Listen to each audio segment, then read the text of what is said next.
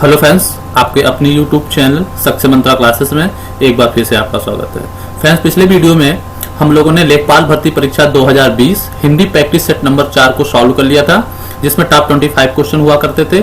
आज हम लोग जो है उसी सीरीज को आगे बढ़ाते हुए आज का हिंदी प्रैक्टिस सेट नंबर 5 को हम लोग जो है सॉल्व करेंगे। ठीक है, इसमें भी टॉप 25 क्वेश्चन होंगे जो कि आपके परीक्षा के पॉइंट ऑफ व्यू से अति महत्वपूर्ण है। ठीक है, तो चलिए हम लोग शुरू करते हैं। अगर शुरू करने से पहले छोटी सी हमारी एक रिक्वेस्ट है, यदि हमारे चैनल पर आप नए हैं तो हमारे चैनल को सब्सक्राइब कर लें, बेल आइकन को दबा लें ताकि हमारे वीडियो की नोटिफिकेशन सबसे पहले आपको मिलती रहे। चलिए पहला क्वेश्चन हम लोग देखते हैं। पहला क्वेश्चन फ्रेंड्स आपको दिया गया है, तद्भव शब्द निर्दिष्ट कीजिए। इसका आशय यह है कि इस चारों ऑप्शनों में से आपको तद्भव शब्द ढूंढना है। ठीक है, तद्भव शब्द ढूंढना है। तो पहला ऑप्शन है आधा, दूसरा ऑप्शन है कपूर, तीसरा ऑप्शन है विद्या, चौथा ऑप्शन है व्योम। तो फ्रेंड्स यहाँ पर जो आंसर बनेगा वो आपका ए बनेगा। ए यानी आधा। आधा जो आपका है तद्भव और इसका तत्सम होता है अर्ध। ठीक है, चलिए आगे बढ़ते हैं हम लोग अगले क्वेश्चन की तरफ। दूसरा क्वेश्चन लिखा है चूर्ण का तत्सम शब्द है। चूर्ण का तत्सम शब्द आपसे पूछा है। इसके लिए ऑप्शन पहला है चौर, दूसरा ऑप्शन है चूर्ण, तीसरा ऑप्शन है चर्म और चौथा ऑप्शन है चरणु। ठीक है, तो यहां पर देखिए लिखा है पहला है चौर, दूसरा है चूर्ण, तीसरा है चर्म और चौथा आपका है चक्षु। ठीक है, तो यहां पर आपका जो आंसर बनेगा फ्रेंड्स वो आपका आंसर बनेगा चूर्ण। कौन सा? चूर्ण बनेगा आंसर। ठीक है, जो हमारा चूर्ण का तत्सम होता है वो होता है चूर्ण, तो इसलिए आंसर हमारा बी। ठीक है, चलिए बढ़ते हम लोग अगले क्वेश्चन की तरफ। हमारा अगला क्वेश्चन है तीसरा, लिखा है नीली साड़ी में कौन सा विशेषण है। नीली साड़ी में कौन सा विशेषण है। तो पहले आपको विशेषण के बारे में थोड़ा समझना होगा। तो देखिए विशेषण के यहाँ पर जो पार्ट्स होते हैं यानी भाग जो होते हैं इसमें आपको दिया गया है। ठीक है, सारनामी विशेषण भी विशेषण का एक भाग है, संख्यावाचक है, परिमाण भी है और आपका गुण है। इसमें आपको फ्रेंड्स बताना है कि नीली साड़ी में कौन सा विशेषण है। तो यहाँ पर नीली साड़ी में गुणवाचक विशेषण है। कौन सी विशेषण है? गुणवाचक विशेषण है। ठीक है, चलिए हम लोग बढ़ते हैं अगले क्वेश्चन की तरफ। चौथा क्वेश्चन, बड़ा घड़ा, छोटा आदमी और नीला वस्त्र में विशेष पद कौन सा है। अब विशेष पद की थोड़ा सा हम बात कर लें। विशेष मीन्स होता है संज्ञा। विशेष का मतलब होता है संज्ञा। और एक अगर देखा आपने देखा होगा विशेष एवं विशेषण, विशेष एवं विशेषण यानी कि विशेष को हम संज्ञा कहते हैं और जो विशेषण है वो तो विशेषण होगा, यानी संज्ञा की विशेषता बतलाने वाले शब्द को हम विशेषण कहते हैं। यही तो बात है। यहाँ पर चलिए बात करते हैं। अब यहाँ पर विशेष से आपको यहाँ पर लिखा है बड़ा घर, छोटा आदमी और नीला वस्त्र। यहाँ पर फ्रेंड जो लिखा है घर, ये जो लिखा है आदमी और ये जो लिखा है आपका वस्त्र। ठीक है, इसकी विशेषता, वस्त्र की विशेषता नीला बता रहा है, आदमी की विशेषता छोटा बता रहा है, घर की विशेषता जो है बड़ा बता रहा है। तो संज्ञा की विशेषता बतलाया जाता है, मैंने अभी बताया है। संज्ञा सर्वनाम की विशेषता बतलाने वाले शब्द को हम क्या कहते हैं? विशेषण कहते हैं। तो ये हमारा संज्ञा शब्द हो गया। कौन सा? इसमें जो आपको बीच में हमने घेरा कर रखा है, जैसे घर है, आदमी है, वस्त्र है। ठीक है, ये तीनों आपके विशेषण है, इसलिए आपका आंसर कौन सा हो जाएगा? Right answer C. Right answer कौन सा हो जाएगा? सी। ठीक है, चलिए हम लोग बढ़ते हैं अगले क्वेश्चन की तरफ। अगला क्वेश्चन हमारा पांचवा, लिखा है निम्नलिखित में से कौन सा शब्द अरविंद का पर्यायवाची नहीं है। आप थोड़ा समझिएगा, अरविंद का पर्यायवाची नहीं है। अरविंद का मतलब होता है कमल। अरविंद का आशय होता है कमल से, और ये कमल का पर्यायवाची इसमें कौन सा नहीं है वो आपसे पूछा गया है। ठीक है, तो ऑप्शन पहला है मिलिंद, दूसरा ऑप्शन है पंकज, तीसरा ऑप्शन है जलज और चौथा ऑप्शन है अंबु।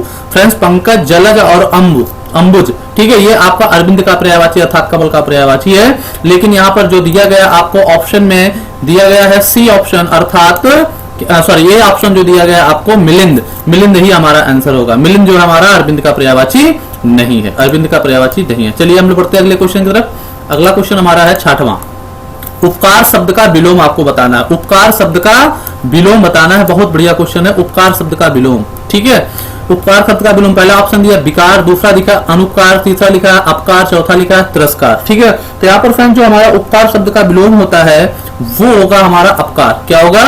अपकार, यानी कि आंसर हमारा कौन सा हो जाएगा? सी। आंसर कौन सा हो जाएगा? सी। चलिए हम लोग बढ़ते हैं अगले क्वेश्चन की तरफ। सातवें क्वेश्चन की तरफ हम लोग चलेंगे। ठीक है, जितने भी क्वेश्चन है ये आपकी परीक्षा के पॉइंट ऑफ व्यू से बहुत ही इंपॉर्टेंट है। एक भी क्वेश्चन आपको छोड़ना नहीं, सारे देखना है।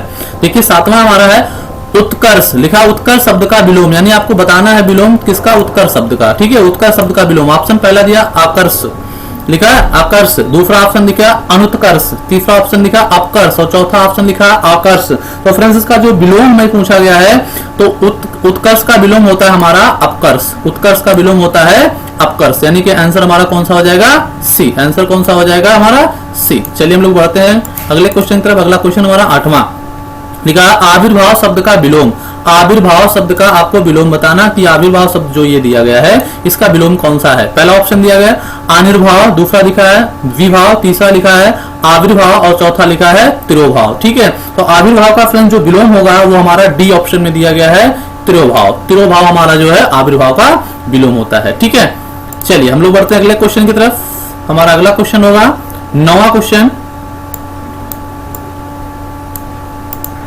9वां क्वेश्चन है उक्त शब्द का विलोम है। उक्त शब्द का विलोम आपसे पूछा गया है, उक्त शब्द का विलोम। ठीक है, उक्त शब्द का आपको विलोम पूछा गया है। ऑप्शन पहला लिखा है अनुक्त, दूसरा ऑप्शन लिखा है उपरयुक्त, तीसरा ऑप्शन लिखा है अनुपयुक्त और चौथा ऑप्शन लिखा है उपयुक्त। ठीक है, तो यहाँ पर जो हमारा आंसर बन जाएगा उक्त शब्द का विलोम जो हमारा बनेगा वो भैया बनेगा अनुक्त। उक्त शब्द का विलोम अनुक्त होता है। ठीक है, कौन सा, ए ऑप्शन। ठीक है, कौन सा, ए ऑप्शन। चलिए हम लोग बढ़ते हैं अगले क्वेश्चन की तरफ।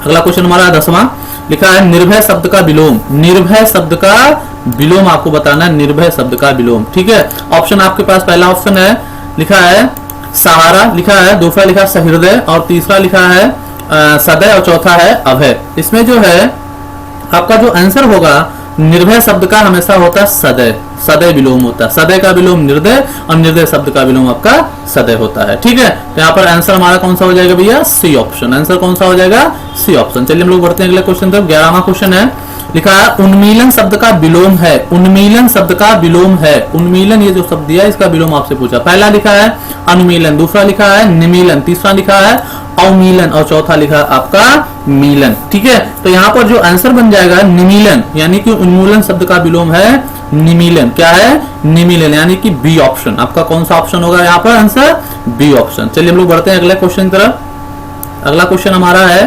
12वां क्वेश्चन, लिखा कौन सा वाक्य शुद्ध है, यानी कि व्याकरण की दृष्टि से इसमें से कौन सा वाक्य शुद्ध है।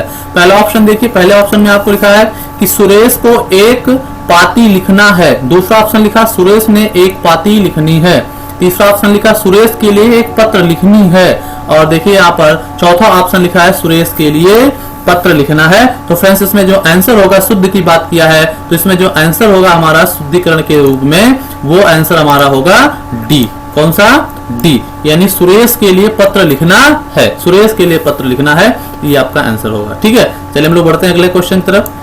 अगला क्वेश्चन जो हमारा होगा 13वां क्वेश्चन है, ठीक है, कौन सा वाक्य शुद्ध है। कौन सा वाक्य शुद्ध है, पिछले क्वेश्चन की तरह से बिल्कुल यहाँ पर भी पूछा गया है कि व्याकरण की दृष्टि से कौन सा वाक्य इसमें शुद्ध है। ऑप्शन आपके पास पहला है, पहले ऑप्शन में दिया गया यह आंखों से देखी घटना है, दूसरा ऑप्शन है यह आंखों देखी घटना है, तीसरा आपके पास जो है ऑप्शन दिया गया है यह आंखों द्वारा देखी घटना है और यहाँ पर देखिए लिखा है चौथा ऑप्शन यह आंखों द्वारा देखी सुनी घटना है। तो फ्रेंड्स यहाँ पर जो हमारा आंसर होगा वो आंसर होगा बी, या आंखों देखी घटना है। आंखों से देखी नहीं, आंखों देखी घटना है, तो इसलिए यहाँ पर आंसर हमारा जो हो जाएगा वो ऑप्शन हमारा पास है बी। कौन सा, बी आंसर होगा। कौन सा भैया, ये बी ऑप्शन। ठीक है, चलिए बी ऑप्शन आपका आंसर हो गया। चलिए हम लोग बढ़ते हैं अगले क्वेश्चन की तरफ। हमारा अगला क्वेश्चन होगा 14वां क्वेश्चन है, ठीक है, कौन सा वाक्य शुद्ध है। कौन सा वाक्य शुद्ध है। ऑप्शन पहला दिया गया आइंस्टीन के पास विलक्षण बुद्धि थी, दूसरा है आइंस्टीन के पास विचित्र बुद्धि थी, तीसरा ऑप्शन आपके पास है आइंस्टीन के पास अलौकिक बुद्धि थी, चौथा ऑप्शन आपके पास है आइंस्टीन के पास दैवीय बुद्धि थी। तो यहाँ पर जो हमारा आंसर हो जाएगा फ्रेंड्स, यहाँ पर जो आंसर है पहला आंसर हो जाएगा इसमें जो है ऑप्शन पहला जो दिया गया आइंस्टाइन के पास विलक्षण बुद्धि थी, तो आंसर हमारा जो है कौन सा हो जाएगा, इसमें आंसर ए हो जाएगा। आंसर ए हो जाएगा। ठीक, अगला क्वेश्चन है 15वां, कौन सा वाक्य शुद्ध है। कौन सा वाक्य शुद्ध है। ऑप्शन पहला है, यहाँ पर भी देखिए व्याकरण की दृष्टि से आपको पूछा गया है कि व्याकरण की दृष्टि से इसमें से चारों ऑप्शनों में से कौन सा वाक्य आपका जो है शुद्ध है, यानी शुद्धिकरण है, मतलब गलत नहीं है बल्कि सही है बिल्कुल व्याकरण के हिसाब से। ठीक है, तो ऑप्शन पहला है शरदकालीन में चंद्रमा की शोभा देखने योग्य होती है। शरद कालीन में चंद्रमा की शोभा देखने योग्य होती है। दूसरा ऑप्शन है शरद काल के दिनों में चंद्रमा की शोभा देखने योग्य होती है। तीसरा ऑप्शन है शरद काल में चंद्रमा की शोभा देखने योग्य होती है। चौथा ऑप्शन इसमें दिया गया है कि शरद काल के दिनों में चंद्रमा की शोभा देखने योग्य होती है। यहाँ पर फ्रेंड जो हमारा आंसर हो जाएगा वो होगा हमारा आंसर सी। कौन सा आंसर होगा यहाँ पर? सी होगा। सी आंसर में देखिए क्या दिया गया, लिखा है कि शरत, लिखा है ना, देखिए ध्यान रखिए, शरत काल में चंद्रमा की शोभा देखने योग्य होती है। तो यहाँ पर आंसर हमारा कौन सा हो जाएगा? आंसर भैया हमारा हो जाएगा सी। आंसर हमारा हो जाएगा सी। ठीक है, चलिए हम लोग बढ़ते हैं 16वें क्वेश्चन की तरफ। 16वां क्वेश्चन है, लिखा है शुद्ध वर्तनी वाला शब्द आपको ढूंढना। क्या शब्द ढूंढना? शुद्ध वर्तनी वाला शब्द आपको ढूंढना है। ठीक है, यहाँ पर ऑप्शन आपके पास देखिए दिया गया है। पहला ऑप्शन दिया गया भैया बिरहणी, और दूसरा ऑप्शन लिखा है बिरहणी, तीसरा ऑप्शन लिखा है बिरहिणी, और चौथा ऑप्शन लिखा है बिरहणी। ठीक है, तो यहाँ पर देखिए जो आंसर आपके शुद्धिकरण के रूप में आपसे पूछा गया है, तो यहाँ पर जो आंसर है इसका बिल्कुल आंसर सी आंसर हो जाएगा। बिरहणी होता है, ना बिरहिणी होता है, ना बिरहणी होता है, ना बिरहिणी होती है। ठीक है, बल्कि आंसर क्या होता है? बिरहणी होता है। यानी कि आंसर हमारा कौन सा हो जाएगा? यहाँ पर आंसर हमारा हो जाएगा भैया सी ऑप्शन का। कौन सा आंसर हो जाएगा? C option. ठीक है, चलिए हम लोग बढ़ते हैं अगले क्वेश्चन की तरफ। अगला क्वेश्चन हमारा है जो है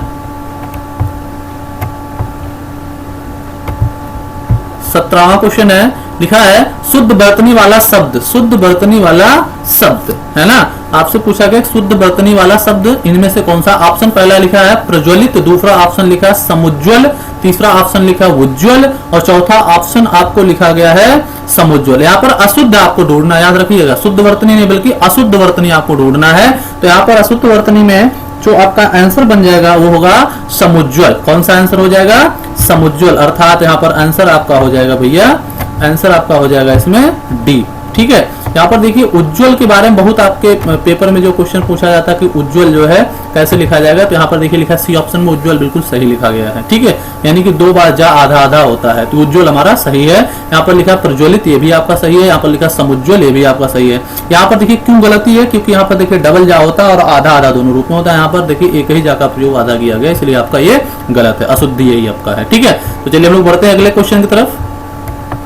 अगला क्वेश्चन हमारा होगा 18वां क्वेश्चन। 18वां क्वेश्चन है अशुद्ध वर्तनी वाला शब्द। यहां पर भी वही चीज ढूंढना है आपको। क्या ढूंढना है? अशुद्ध वर्तनी वाला शब्द ही आपको ढूंढना है। ठीक है, तो यहाँ पर देखिए अशुद्ध वर्तनी वाले शब्द ढूंढना, तो आपके पास ऑप्शन 4 है। ऑप्शन 4 में देखिए पहला ऑप्शन आपके पास क्या लिखा है? परलौकिक, दूसरा ऑप्शन लिखा है निश्चेष्ट, और तीसरा ऑप्शन आपके पास लिखा है दुर्घर्ष, और चौथा ऑप्शन आपके पास लिखा है भैया आशीर्वाद। आशीर्वाद बिल्कुल देखिए सही लिखा गया है। ठीक है, क्या लिखा गया है? आशीर्वाद भी आपका सही लिखा गया है। ठीक है, इसके बाद देखिए आपका लिखा पारलौकिक, ये भी सही लिखा गया है।